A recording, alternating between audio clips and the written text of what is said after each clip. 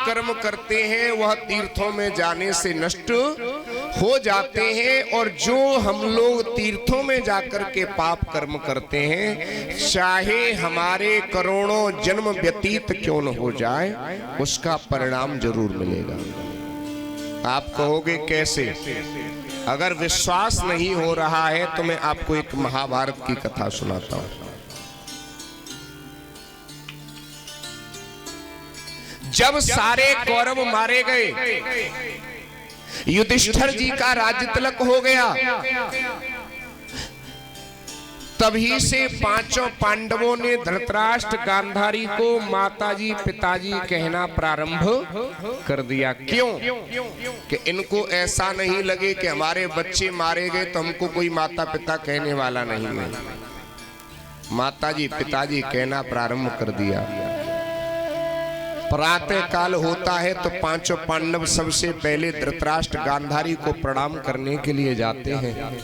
भोजन बनता है तो सबसे पहले धृतराष्ट्र गांधारी को लेकर के जाते हैं। कोई काम करना होता है तो सबसे पहले धृतराष्ट्र और गांधारी से पूछते हैं। धृतराष्ट्र बड़े प्रसन्न होते हैं कि चलो बहुत अच्छी सेवा हमारी चल रही है। एक दिन की बात, रात्रि का समय था और रात्रि के समय में अचानक विदुर जी धृतराष्ट्र के पास में पहुंच गए। बोले महाराज ये बताओ तुम्हारी सेवा कैसी चल रही है? अब बहुत अच्छी सेवा चल रही है। इतनी उम्मीद तो मुझे अपने बच्चों से भी नहीं थी। पांचों पांडव सबसे पहले उठते हैं तो हमको आके प्रणाम करते हैं। भोजन बनता है तो सबसे पहले हमारे लिए लेके आते हैं, और कोई भी काम करना है तो हमसे बगैर पूछे कोई काम नहीं करते। बहुत अच्छी सेवा चल रही है। विदुर ने धृतराष्ट्र को बहुत डांट लगाई। कहा महाराज जिनको मारने के लिए तुमने बड़े बड़े षड्यंत्र किए और उन्हीं के टुकड़ों पर पल रहे हो, और उन्हीं के टुकड़ों पर पड़े पड़े तुम कुत्ते की तरह पूंछ हिला रहे हो। शर्म नहीं आती तुम्हें? चले जाओ कहीं तीर्थ यात्रा करने के लिए। धृतराष्ट्र ने कहा विदुर मैं कैसे तीर्थ यात्रा करने के लिए जाऊं, क्योंकि मुझे तो आंखों से दिखाई नहीं देता। तो विदुर ने कहा किसी का सहारा ले लीजिए। बोले सहारा भी किसका लूं? सहारा देने वाली जो मेरी पत्नी है ना गांधारी, उसको जैसे ही पता पड़ा कि मेरा होने वाला पति अंधा है, तभी से उसने अपनी आंखों पर पट्टी बांध ली। किसका सहारा लूं? एक काम करना महाराज, सुबह जब युधिष्ठिर तुम्हारे पास में आए तो युधिष्ठिर से कह देना, और वो तुमको कहीं न कहीं किसी तीर्थ यात्रा पर भेज देगा। विदुर जी रात में कह करके चले गए, और इधर सुबह सुबह युधिष्ठिर जी महाराज अपने भाइयों को लेकर के प्रणाम करने के लिए पहुंचे। तो धृतराष्ट्र ने कहा बेटा युधिष्ठिर तुमको हमारी एक आज्ञा का पालन करना है। युधिष्ठिर जी ने कहा पिताजी आपको कहने में देरी होगी और तुरंत आपकी आज्ञा का पालन किया जाएगा। बताओ क्या बात है? तो बेटा हम दोनों को किसी तीर्थ स्थान पर भेज दो। युधिष्ठिर जी ने हाथ जोड़े, पिताजी ये काम मैं नहीं कर सकता। क्यों? अरे दुनिया के लोग क्या कहेंगे? पहले तो बच्चों को मार दिया, मार करके गद्दी छुड़ा ली, और उसके बाद भी माता पिता को घर से निकाल दिया। कितना बड़ा कलंक मुझे लगाएंगे, ये काम मैं नहीं कर सकता। धृतराष्ट्र बोले अगर बेटा तुम सच्चे आज्ञाकारी हो तो आपको ये हमारा काम करना पड़ेगा। युधिष्ठिर जी बोले ठीक है पिताजी मेरा मन तो नहीं होता, लेकिन आपकी आज्ञा है तो जरूर हम आपको भेजेंगे। तुरंत युधिष्ठिर जी महाराज ने 2 सेवक तैयार किए हैं। मन को एकाग्रचित करें। 2 सेवक तैयार किए।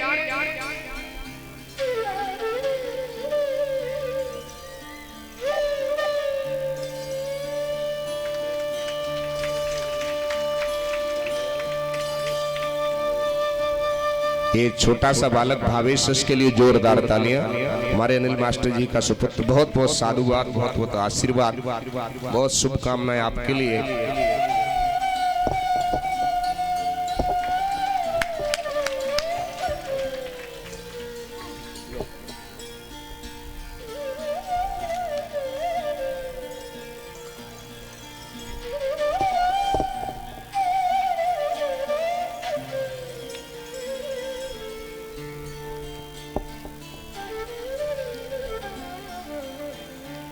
जोरदार तालियों, बहुत बहुत साधुवाद, आशीर्वाद। मन को एकाग्रचित करें। अब जो है परीक्षित महाराज, अब हमारा मन थोड़ा और अच्छा लगेगा कथा कहने में, क्योंकि जब नोटन की बारिश होने लगे फिर तो बात ही कुछ अलग है। हाँ ठीक है, अब तुम कथा सुनना चिंता मत करो, ठीक है। वैसे कथा समझ में आ रही है कि नहीं, आनंद आ रहा है कि नहीं? हाँ, अब नोटों की बारिश होने लगी तो अब चिंता न करो, ठीक है। बोले गोविंद भगवान की। जब तक नोट नहीं आते तब तक फिर हमारा मन जो है लगता नहीं है, ठीक है। मैं कथा मैंने एक दिन आपको बताया भी था, मैं कथा जो है हंसते हंसते ही कहा करता हूँ और हंसाने का ही प्रयास करता हूँ। कल जान कोई भाई हमसे पूछ रहे थे, बोले फिर महाराज जी आप रोते कब हो? हमने कहा बेटा रोते तब है जब आरती की थाली सामने आती है, जब देखा कि आरती की थाली में चढ़ौती कम है तब रो लेते हैं अकेले, और क्या। बोलिए गोविंद भगवान की। मन को एकाग्रचित करें, हंसाने की बात है, सिर्फ आप ध्यान दीजिएगा। कथा कहाँ चल रही थी परीक्षित महाराज? कह दो पेड़ के नीचे चल रही, बरी के नीचे है। मन को एकाग्रचित करें।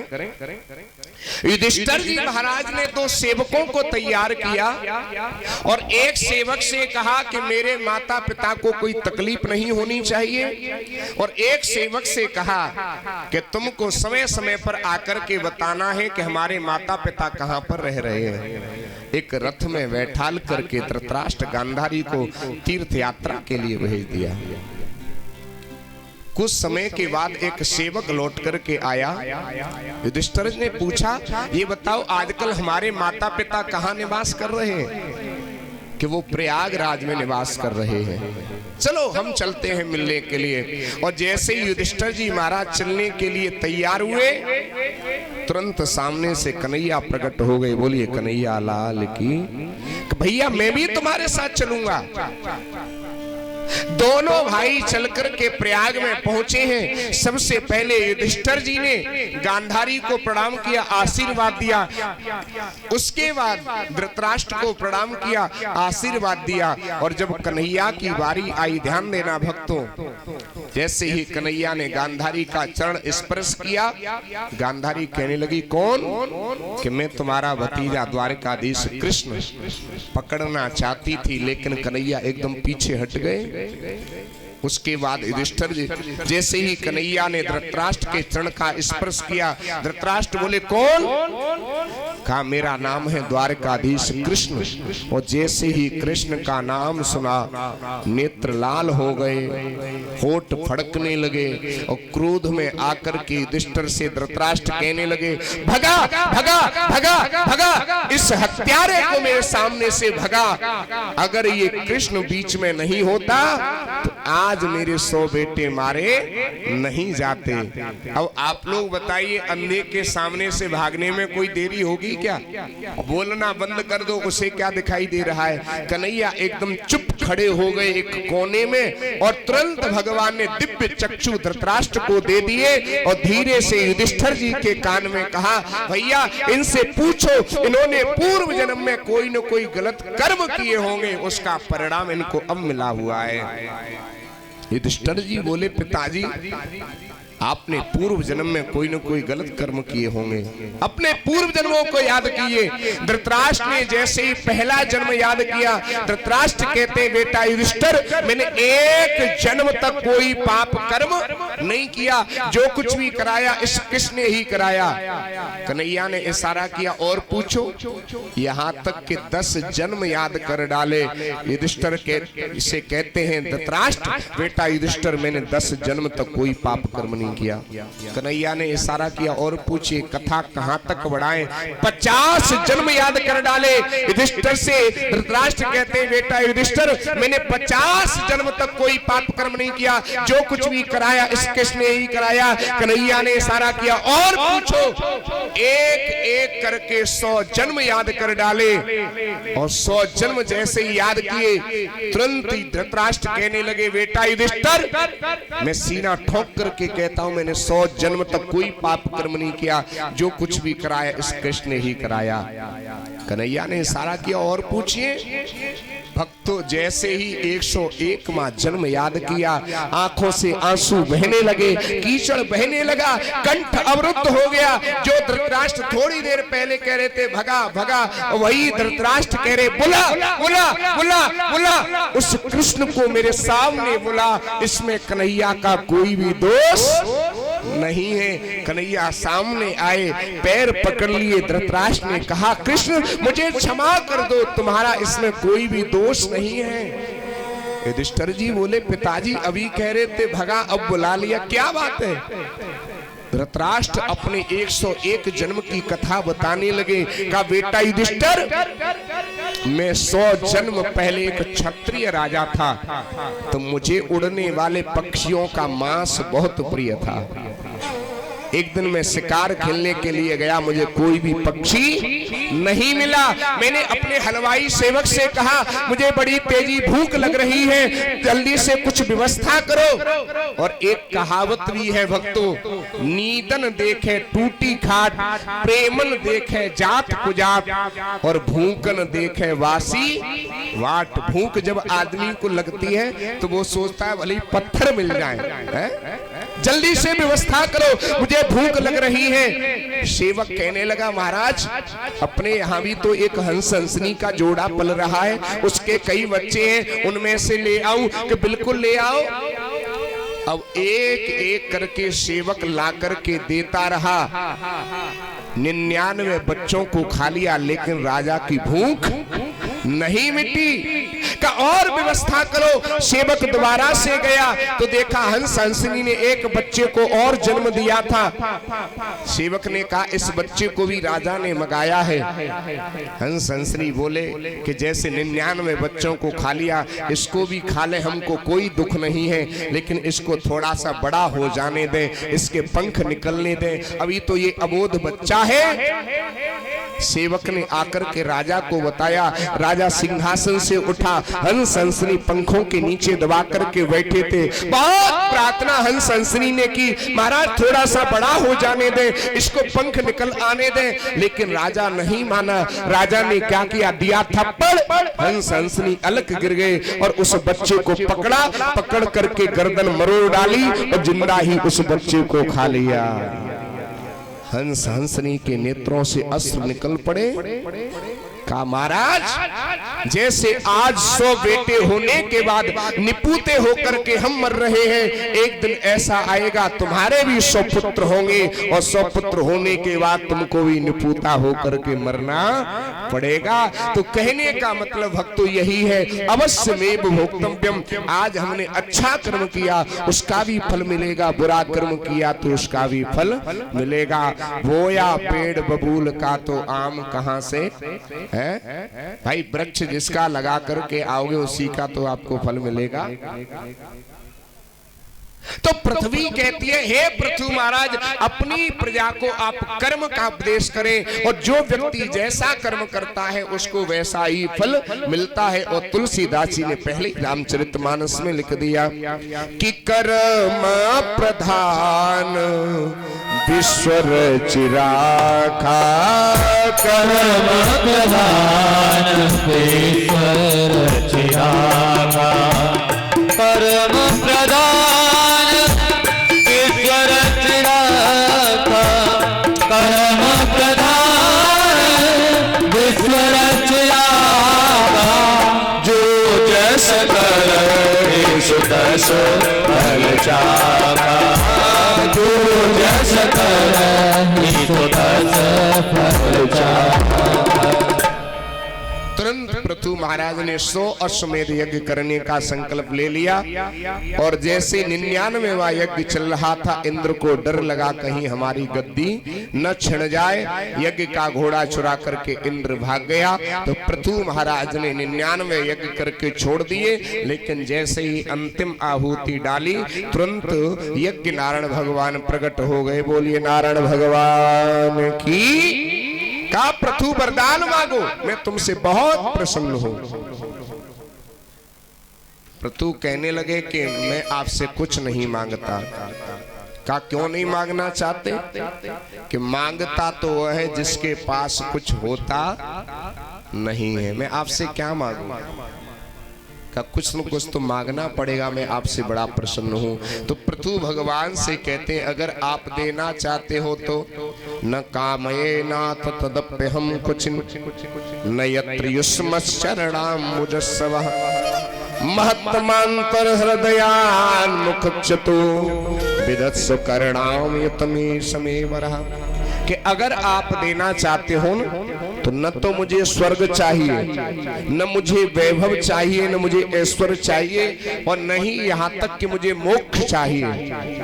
तो फिर क्या चाहिए? कि जो महापुरुषों के मुख से निकलने वाली आपकी अमृतमयी कथा है ना, उस कथा को सुनने के लिए मेरे 10,000 कान हो जाए। कितने? जोर से बोलिए, कितने? 10,000। अब आप विचार कीजिए, जब इस शरीर पर 10,000 कान लगाए जाएंगे तो पूरे शरीर पर कान ही कान हो जाएंगे कि नहीं? है? भगवान बोले क्यों पृथु, मैंने आजकल मनुष्य को 2 ही कान दिए। कितने दिए? कितने? हर चीज शरीर में 2 है, तभी तो इस संसार का नाम दुनिया है। 2 आंख, 2 नाक के छिद्र, 2 कान, 2 होठ है, 2 दांत ऊपर नीचे वाले, 2 पैर, 2 हाथ, इसलिए इसको दुनिया कहते हैं। क्या कहते हैं? दुनिया कहते हैं। कि आजकल मैंने मनुष्य को 2 ही कान दिए, उन्हीं का दुरुपयोग करता है। ये जो मशीन चल गई है ना, ये वाली, जरा मेरी तरफ देखें सब लोग, ये जो मशीन चल गई है, इसमें लगाया ईयरफोन और फिर उस ईयरफोन को कान में लगा लिया। अब ईयरफोन लगाने की जरूरत भी नहीं है। एक पता नहीं वो छोटी सी मशीन चल गई है विशाल, वो कौन सी है, उसको टूथपेस्ट कहते हैं, क्या कहते हैं, वो छोटी सी होती है, कान में लगा लेते हैं। क्या कहते हैं उसको? है तुम्हारे पास? यहाँ है किसी के पास? हमको भी दिखा देना। वो छोटी मशीन होती है, यहाँ कान में लगाते हैं, क्या कहते हैं उसको? है? उसी से आजकल व्यक्ति दुरुपयोग करता है। कहा तुम 10,000 कान का क्या करोगे? अच्छा, एक चीज भगवान की हमको समझ में नहीं आई। पीछे आवाज आ रही है भाई, लोगों को, कोने वालों को बात समझ में आ रही है? अच्छा, एक चीज हमको समझ में नहीं आई। भगवान ने इतना सुंदर शरीर सबका बनाया है ना, नहीं तो हर साल गाड़ियों के मॉडल बनते हैं और बदल जाते हैं। हर साल गाड़ियों के मॉडल हर साल बदल जाते हैं, हर साल गाड़ियों की शक्ल सूरत बदल जाती है। लेकिन भगवान ने जिस मॉडल को बना दिया और एक ही बार में उस मॉडल पर राइट का चिन्ह लगा दिया। न किसी की शक्ल मिलती है। बताओ, इतने लोगों में किसी की शक्ल मिल रही है क्या? काऊ की नाक टेढ़ी, काऊ के कान टेढ़े, काऊ की है ना आवाज मिलती है। लेकिन एक चीज भगवान की हमको समझ में नहीं आई। भगवान ने इतना सुंदर शरीर बनाया, लेकिन भगवान ने इतना फालतू बोझ क्यों लगा दिया? मेरी तरफ ध्यान दे, इतना ये फालतू बोझ क्यों लगा दिया? इनसे सुनाई देता है कि इन कानों के अंदर, छिद्र के अंदर एक श्रवण इंद्रिय होती है। किससे सुनाई देता है? श्रवण इंद्रिय से। लेकिन भगवान ने इतना फालतू बोझ क्यों लगा दिया? है फालतू के नहीं? बताओ, है फालतू के नहीं? क्यों लगा दिया भगवान ने फालतू बोझ? भगवान बोले देख पागल, मेरी चीज कोई भी फालतू नहीं है, क्योंकि जब बुढ़ापा आएगा, आई साइड वीक होगी, तो चश्मा किस पर टेकेगा? ये मैंने तेरे लिए चश्मे का स्टैंड दे दिया है। तो 2 ही कानों का आजकल व्यक्ति दुरुपयोग करता है। और एक भजन माताएं बहनें गाया करती हैं, कौन सा? कि तूने अजब रचा खिलौना माटी का। और मिट्टी का खिलौना कितनी देर चलेगा? पानी डाल दो गल जाएगा कि नहीं? कि तूने अजब रचा भगवान खिलौना माटी का। तूने अजब रचा भगवान खिलौना माटी का। माटी का जी, माटी का, माटी का जी, माटी का। तूने अजब रचा भगवान खिलौना माटी का। तूने अजब रचा भगवान खिलौना माटी। हरि बोल, क्या हो? ताली बजाते हुए दोनों से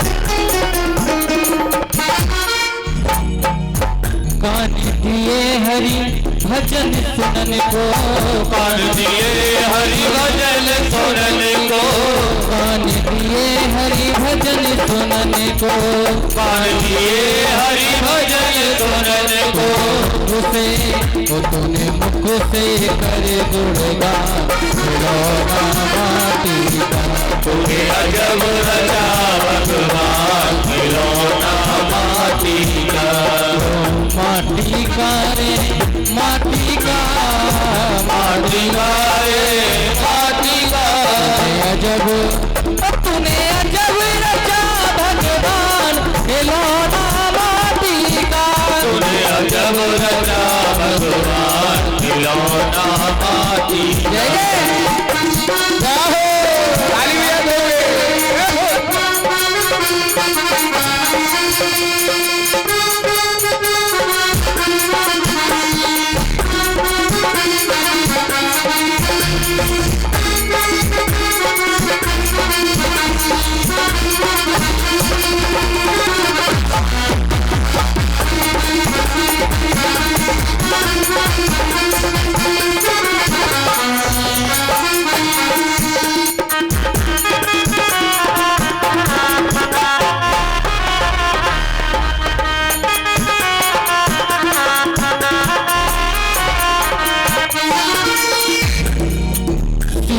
दिया गुरु चरण झुकन को, शीश दिया गुरु चरण झुकन को, शीश दिया गुरु चरण झुकन को, शीश दिया गुरु चरण झुकन को, हाथ दिए कर दान, खिलौना माटी का, तूने अजब रचा भगवान, खिलौना माटी का, माटी का रे माटी का, माटी का रे